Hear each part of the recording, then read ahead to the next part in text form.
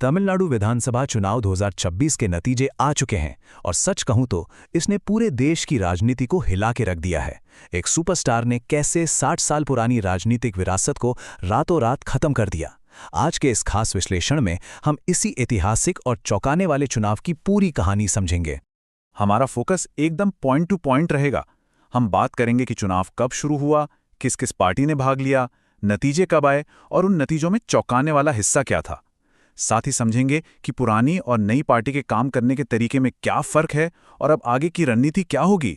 तो चलिए सबसे पहले बात करते हैं इन नतीजों की और उन फैक्ट्स की जिन पर शायद एक बार में यकीन करना मुश्किल हो जाए। जरा इस टाइमलाइन पर गौर कीजिए। कहानी शुरू होती है फरवरी 2024 में, जब थलापति विजय ने अपनी पार्टी तमिझागा वेत्री कशगम यानी टीवीके बनाई। फिर मार्च 2025 आता है, जब मशहूर रणनीतिकार प्रशांत किशोर खुलेआम उनकी जीत की भविष्यवाणी कर देते हैं। और फिर मई 2026 में वो ऐतिहासिक नतीजे आते हैं जिनका किसी को अंदाजा नहीं था। सिनेमा के पर्दे के एक हीरो का सिर्फ 2 साल के अंदर एक राजनीतिक सुनामी ला देना वाकई अभूतपूर्व है। अब इस नंबर 60 को देखिए। पिछले 6 दशकों से यानी पूरे 60 सालों से तमिलनाडु में सत्ता सिर्फ और सिर्फ 2 ही द्रविड़ पार्टियों डीएमके और एआईडीएमके के बीच घूमती रही है। लेकिन विजय की इस नई नवेली पार्टी ने 60 साल के इस जमे हुए सिस्टम को एक ही झटके में चकनाचूर कर दिया है। और नतीजों में जो सबसे बड़ा, सबसे चौंकाने वाला किस्सा है, वो इस 9000 के आंकड़े में छिपा है। जी हां, करीब 9000 वोटों का वो मार्जिन जिससे मौजूदा मुख्यमंत्री एमके स्टालिन अपनी सबसे सुरक्षित मानी जाने वाली कोलाथुर सीट हार गए। उन्हें टीवीके के उम्मीदवार वीएस बाबू ने मात दी है। एक इतने बड़े राजनीतिक दिग्गज का अपने ही अभेद्य किले में हार जाना तमिलनाडु की राजनीति का अब तक का सबसे बड़ा उलटफेर है। जब नतीजे इतने हैरान करने वाले हैं तो चलिए अब सीधा आंकड़ों पर चलते हैं और देखते हैं कि किस पार्टी की क्या स्थिति रही। वोट शेयर को देखें तो तस्वीर बिल्कुल साफ हो जाती है।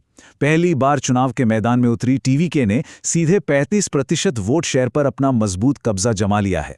वहीं सत्ताधारी डीएमके खिसक कर 24% पर आ गई है और एआईडीएमके बीजेपी गठबंधन को भी 24% वोट ही मिले हैं। एक ऐसी पार्टी जो पहली बार चुनाव लड़ रही हो, उसका स्थापित दिग्गजों के सामने इतना विशाल वोट बैंक खींच लेना वाकई एक केस स्टडी है। सीटों के गणित की बात करें तो 234 सीटों वाली तमिलनाडु विधानसभा का पूरा नक्शा ही बदल गया है। विजय की पार्टी टीवीके ने अकेले चुनाव लड़ते हुए लगभग 107 से 109 सीटें हासिल की हैं। डीएमके और कांग्रेस का गठबंधन 60 सीटों पर सिमट कर रह गया है और एआईडीएमके बीजेपी के खाते में आई हैं 47 सीटें। टीवीके ने किसी से गठबंधन नहीं किया और उनके इस अकेले चलने के फैसले ने सारे पुराने गठबंधनों को पूरी तरह से फेल कर दिया है। तो सवाल उठता है कि पहले वाली पार्टियों और अब वाली इस नई पार्टी के काम करने के तरीके में आखिर क्या फर्क था।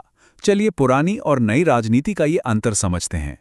देखिए, पुरानी राजनीति हमेशा द्रविड़ पहचान, परिवारवाद और भाषा के विवादों पर टिकी रही, जिसका फोकस ज्यादातर ग्रामीण इलाकों पर था।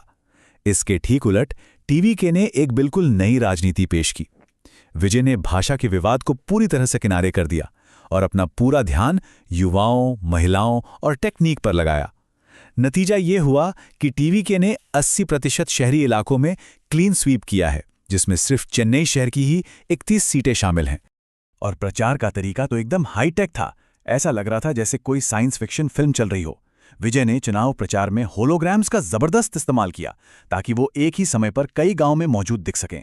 इसके अलावा बॉडी डबल्स, कार्यकर्ताओं की तरह काम करते रोबोट्स और टीवीके के चुनाव चिन्ह सिटी वाले पुतलों का भरपूर इस्तेमाल हुआ। इस स्मार्ट तकनीक ने उन्हें फिजिकली वहां जाए बिना ही घर घर तक पहुंचा दिया। टेक्नोलॉजी के साथ साथ उनके कल्याणकारी वादों ने एक गेम चेंजर का काम किया।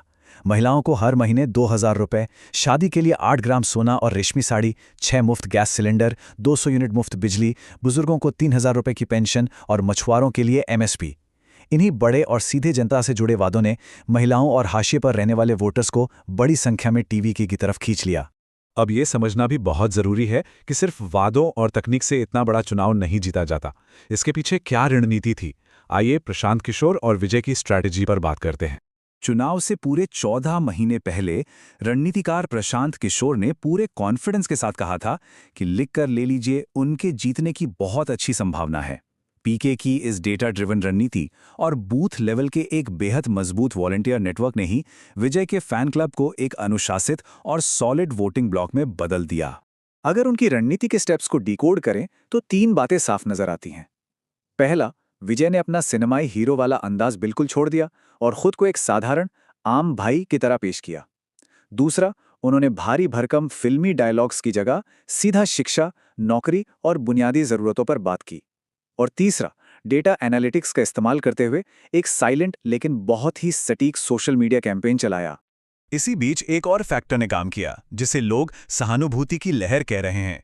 हुआ ये कि जब विरोधियों ने विजय पर कुछ तीखे व्यक्तिगत हमले किए तो अभिनेत्री त्रिशा कृष्णन की सपोर्ट और इन हमलों ने अनजाने में ही विजय के लिए एक इमोशनल शील्ड का काम किया। इससे उन्हें जनता की वो सहानुभूति मिल गई जिसने उनके पूरे कैंपेन को और भी ज्यादा मजबूत कर दिया। हमने चुनाव की शुरुआत देख ली, नतीजे देख लिए और रणनीति भी समझ ली। तो अब टीवीके के लिए आगे की रणनीति और रास्ता क्या होगा? चलिए इस आखिरी हिस्से पर आते हैं। ये सच है कि टीवीके की जीत पूरी तरह से ऐतिहासिक है, लेकिन आंकड़ों की एक सच्चाई ये भी है कि उनके पास फिलहाल 107 के करीब सीटें हैं।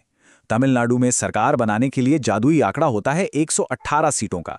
इसका मतलब ये है कि इस प्रचंड लहर और इतने बड़े उलटफेर के बावजूद टीवीके स्पष्ट बहुमत से थोड़ी सी पीछे रह गई है।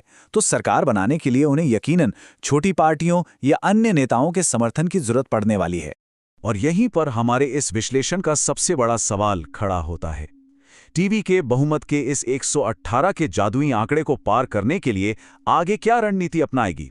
और उससे भी बड़ा सवाल, जिन विशाल मुफ्त योजनाओं और वादों के दम पर उन्हें ये ऐतिहासिक जनादेश मिला है, उन वादों को पूरा करने के लिए हजारों करोड़ का फंड आखिर कहां से आएगा? चुनाव जीतना यकीनन एक बात है, लेकिन सत्ता में रहकर उन भारी भरकम वादों को जमीन पर उतारना असली परीक्षा होगी। इस विश्लेषण में हमारे साथ जुड़ने के लिए बहुत बहुत धन्यवाद। तमिलनाडु की राजनीति का ये नया अध्याय असल में अब शुरू हुआ है।